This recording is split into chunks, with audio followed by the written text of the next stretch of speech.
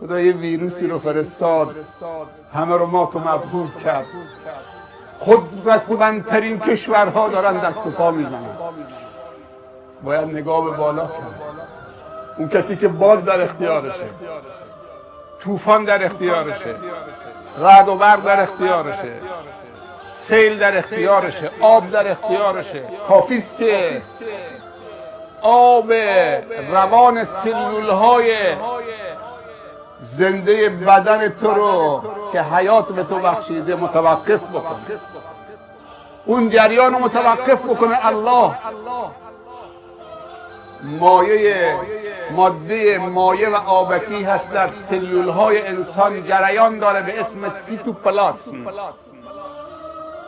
این حیات انسان مرتبط به اینه.